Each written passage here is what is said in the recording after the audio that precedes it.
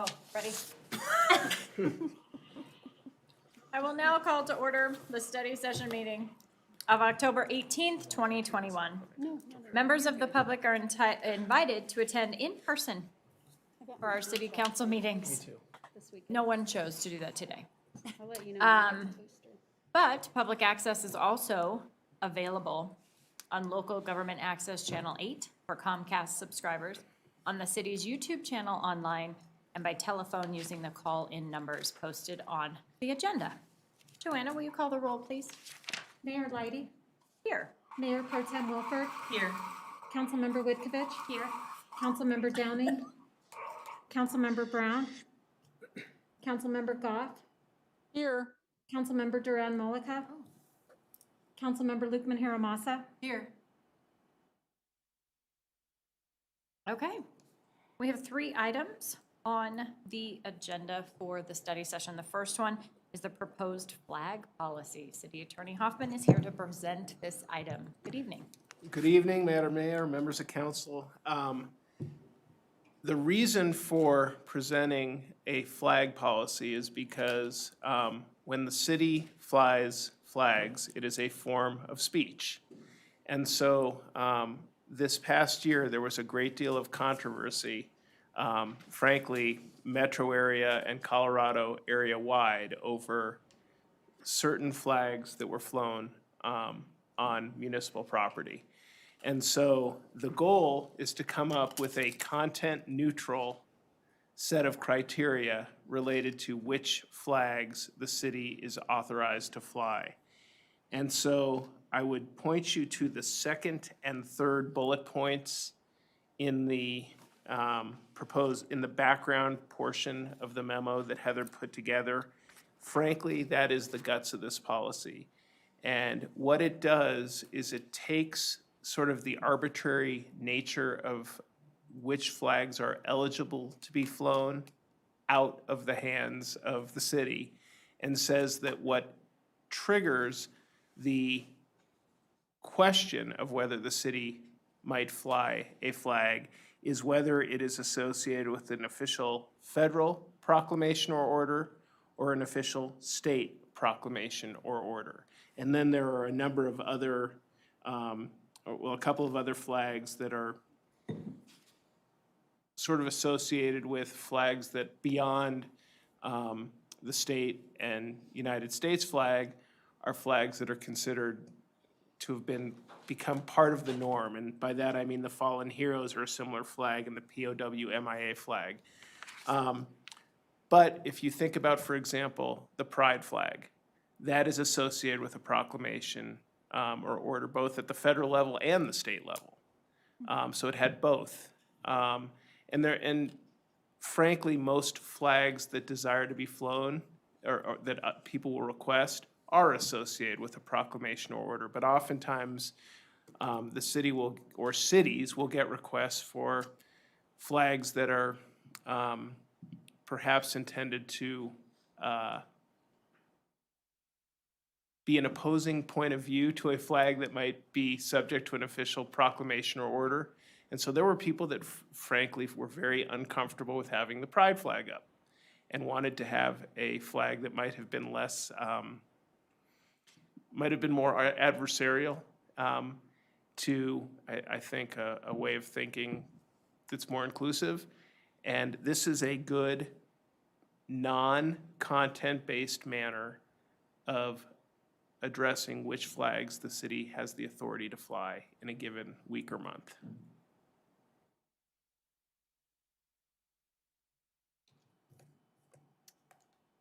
Councilmember Goff? Thank you, Mayor. So my question is, we recently had a proclamation for Italian American, I can't remember if it was day or month or week or whatever. So I'm just curious, would there be a possibility that we could, I don't even know if there is an Italian American flag, but that something like that could be hung at that time? Yeah, I mean, that's a good example. I don't know if there was a state or federal proclamation that went with that. That would be the question we would have to look at. If there was, then the answer is yes. If there wasn't, then the answer is no. Okay, so it does have to be at the state level, not the municipal level. Yes, and part of the purpose of this policy, frankly, is to take it away from us making the decision so that we are not regulating the content, but rely on an order from a higher level of government. So we can't be accused of regulating the content through the flags we choose or choose not to fly. Okay, thank you. Mayor Pro Tem Wolford? Thank you, Madam Mayor. Corey, question for you. Where did this policy, what's the impetus for this policy? Where did it come from? When was it decided to bring it to council? The impetus was that the city got, and I don't remember what the request was for the flag that, someone objected strongly to the pride flag being flown, I think at the police station, at the Justice Center. Go ahead. I know. After I had given direction to go ahead and fly the pride flag consistent with our proclamation at all our facilities, because historically, since we've flown the pride flag, we fly it solely at City Hall. A question got asked of Chief May of why don't we fly the thin blue line flag? And so it opened up a whole set of questions, and knowing that other cities such as Thornton, our neighbor, and Aurora were grappling with this issue, Corey and I had talked about bringing a policy forward to really get in front of any potential issues that could come to us in the future. Okay. And I think Councilmember Goff actually went to the Thornton Council meeting, as I understand it, where the council had this discussion. And my goal is frankly not to have that type of discussion at a council meeting where there's at least the risk of First Amendment liability based on having an opinion related to a particular flag or flags. And so this eliminates that issue by having criteria that are not set by the city. Okay, that context is so tremendously helpful, because this to me felt like it kind of came out of left field, and I just wasn't entirely sure why we were talking about this. So thank you for that. The other question that I had, I assume this will probably be a good one for Corey, is there some sort of time band around a proclamation or being issued by the state or the federal government, right? So like if they issued a proclamation in 1930, can we now fly a flag? Like, is there a time band? Does that make sense? It would be the same year. Okay, so it has to be Yes. within the same Yeah. calendar year. Okay. Okay, and I guess then the other question I wanted to ask, I don't want this to become, a pride flag policy. So is there a pride flag proclamation that's issued annually? Like I'm trying to understand. There actually is at the federal level. Okay, all right. And it's, I suspect at the state level, although I don't know, but the federal Okay. level, certainly this year there was one at the state level. Okay, perfect. That answers all my questions. Thank you. Councilmember Lukeman-Hiramoth? Thank you, Mayor. I guess some clarification in what was just said. I'm just wondering, I guess I don't know a bit of background of what you're referring to, and I don't see the thin blue line flag, for example, being anti-pride flag. So my question is if can the Justice Center not fly a thin blue line flag? Is that what this is getting to? Absolutely not. In fact, if there is an official proclamation or order, for example, in favor of some sort of police, whether it's police month or police week or fallen officers, absolutely, the city would be able to. So this is not addressed at the thin blue line at all. It's frankly, in other communities, there was requests for Confederate flags in response, and so that's what this is intended to address. Understood, thank you. That was a really good question. So, looking at the final two bullets, so when it says a POW flag at any time, who makes that determination? City manager. So the city manager, what would cause you to put that up? It's a good question, but this sort of sets the guidelines if there's requests for flags. and so that council's not put in the position of the meeting that Councilmember Goff attended.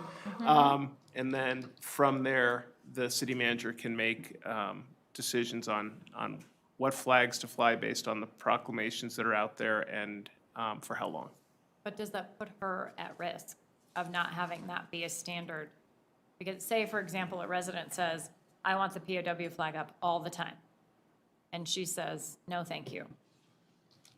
Aren't we still gonna have that same type of meeting? We could, potentially.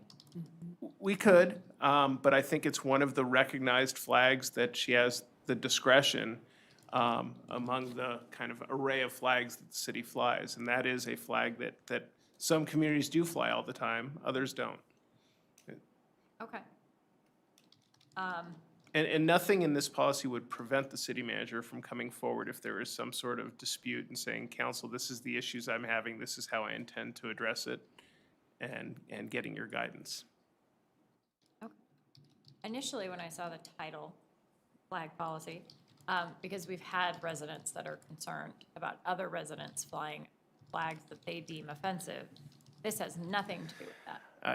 As I think I've mentioned in a memo to you all, I wish there was more the city could do, but the First Amendment applies even to flags that, frankly, I find offensive, but if they are not the equivalent of yelling fire in a movie theater, people are allowed to fly them.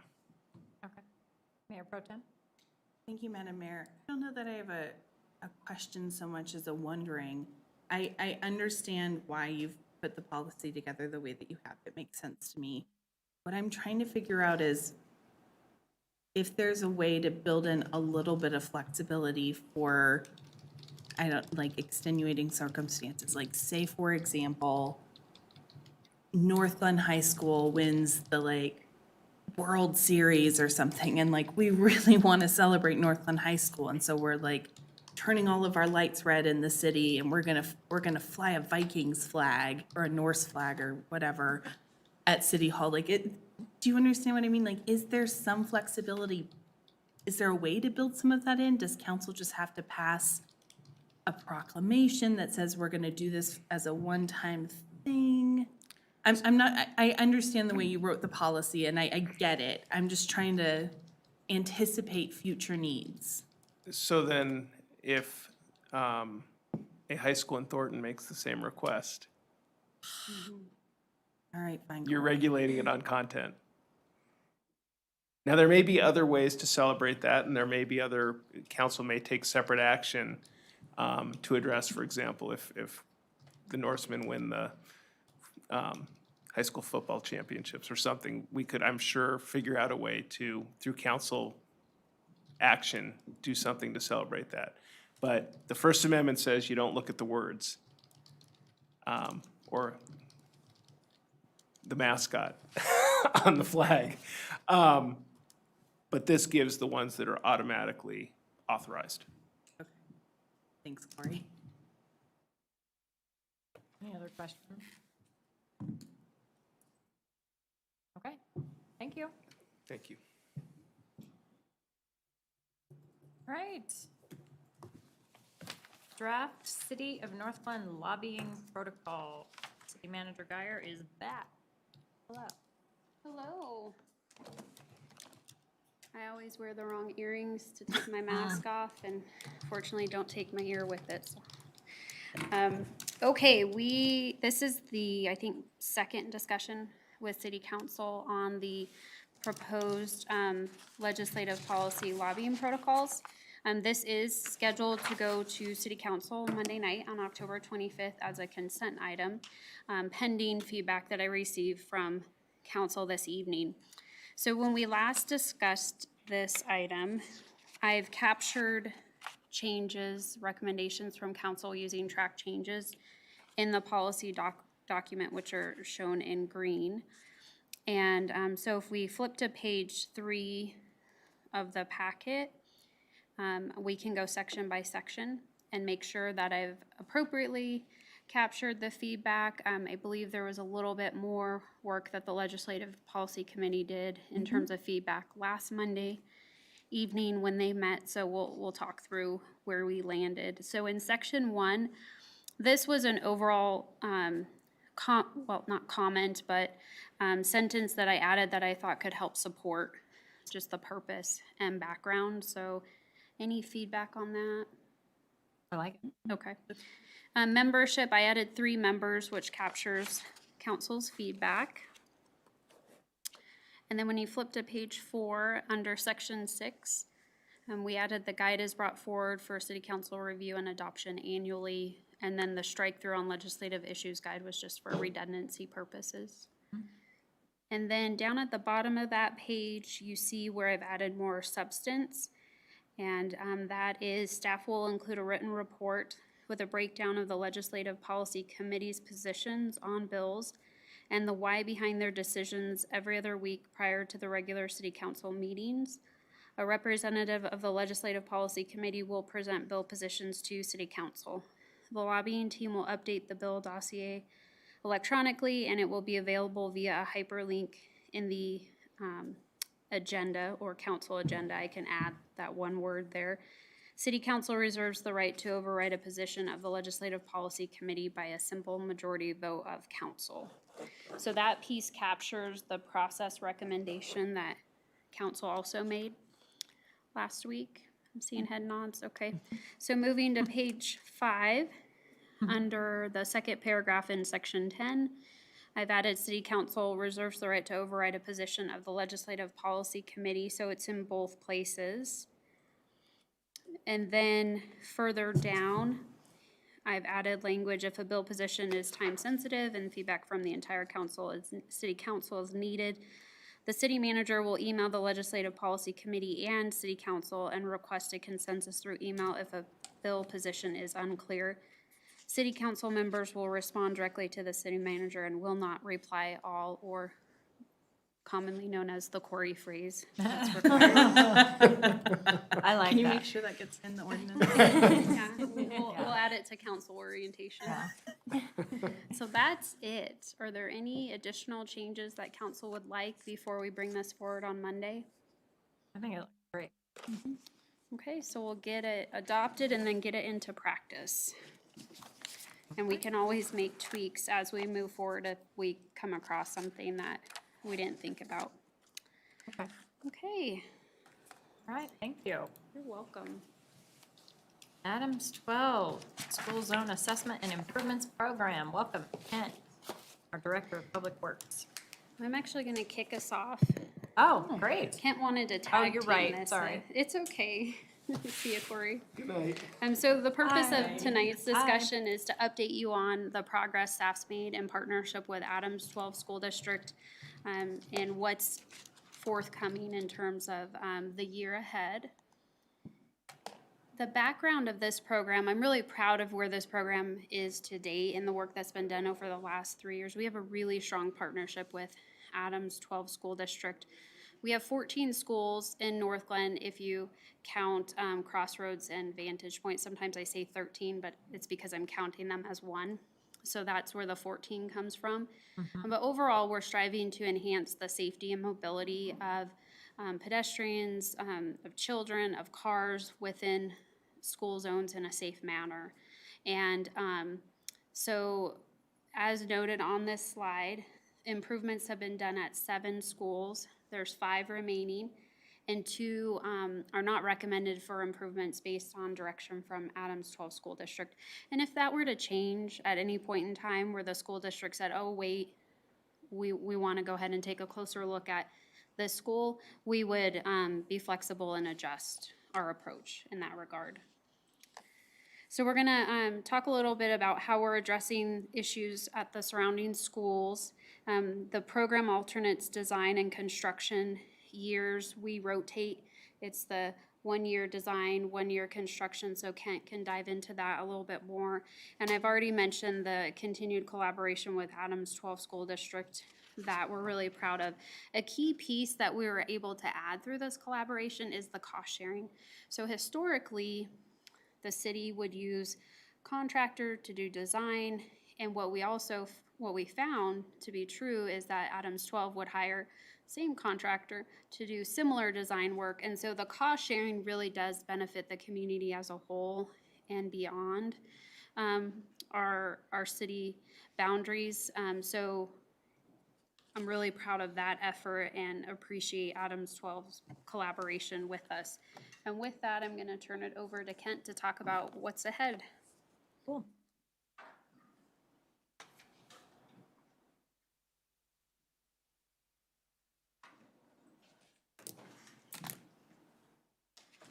Good evening. Thank you for having me.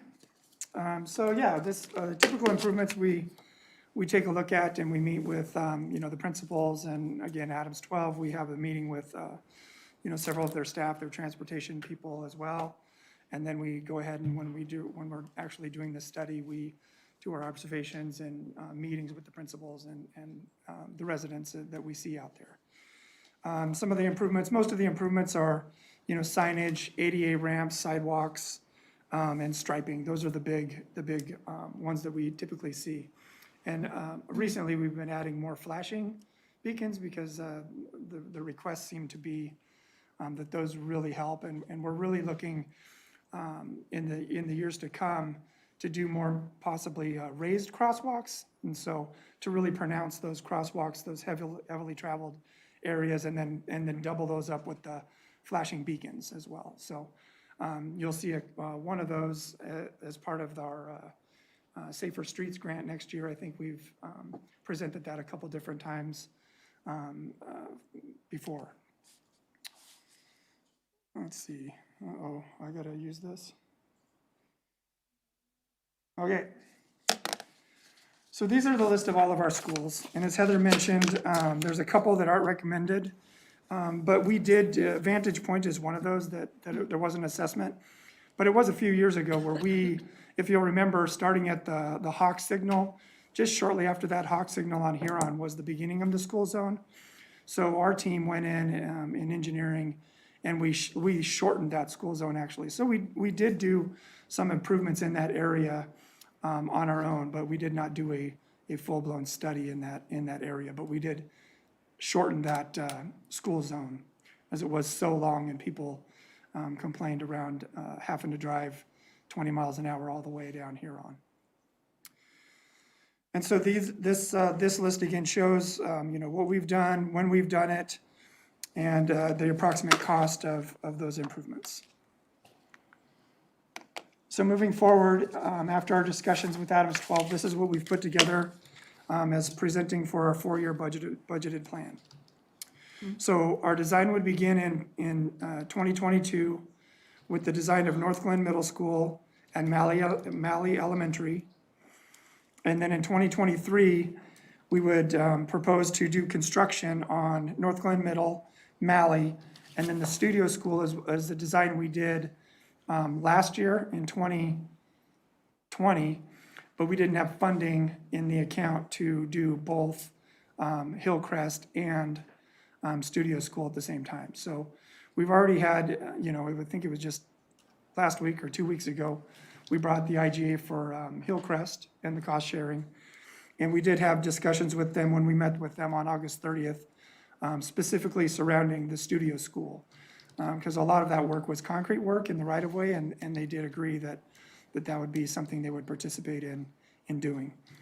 So what we've done is we've just kind of, the schools that we have yet to do with the cost of construction and the shortage, we don't know what it is right now, but we've kind of put a number using the studio school number of $250,000, backed that off slightly, and proposed that the other two schools would be around $200,000 for improvements. And so you'd see in 2022, we're good because we've already budgeted the $50,000 for the design, and that's enough funding to cover 2 designs. But in the construction year in 2023, we'll have a little bit of rollover from our project this year, not included in this, so I'm just using the round numbers. But we would generally have a shortfall of around $550,000 in 2023 that we would need to supplement that fund. And then back into design in 2024, those last 2 schools, and then again in 2025, looking ahead and the shortfall there in the fund to complete the construction of those schools. And then my recollection is, and I think it's probably on that previous page, but when I first got here, the first school that we ever did was Northmore in 2014.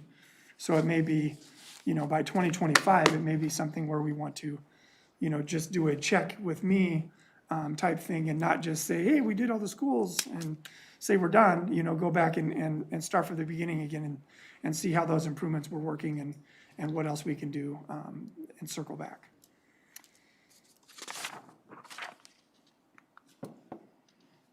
So our recommendations are to proceed with the improvements as presented and continue our collaboration with Adams 12 and cost sharing.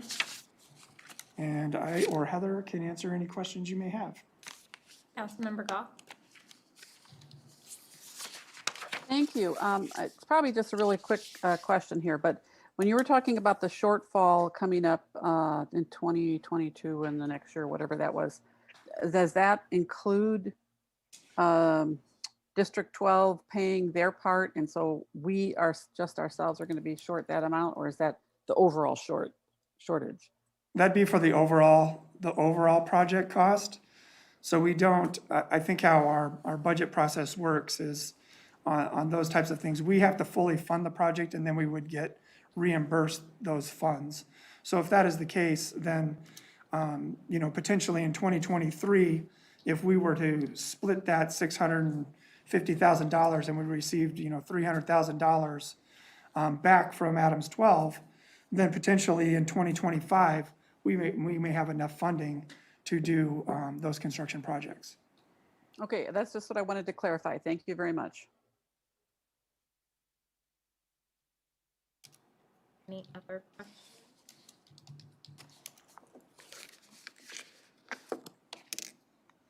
Thank you. Thank you. I feel like we should make some big decisions. What's on your mind? Let's just go crazy. You can stick around for OAF and help us make a decision. Ooh. You guys are meeting now?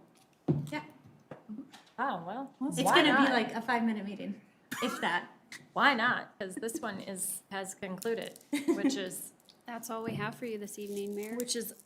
very nice. Thank you. It's a record meeting. Yeah. It is a nice. Less than you're 30 welcome. minutes, I can't My believe it. coffee's still hot. It might I still be know. light outside. Like, I don't even know what to do with myself. Hey. All right, well, thanks. Bye. Bye, Catherine.